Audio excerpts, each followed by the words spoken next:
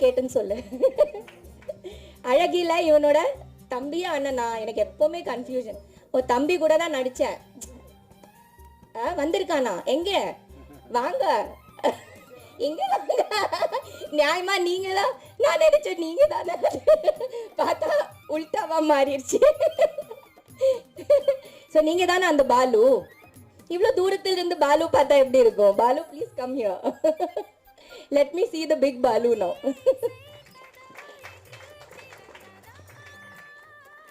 O my God, நீங்க தானே அந்த குட்டி பையன்?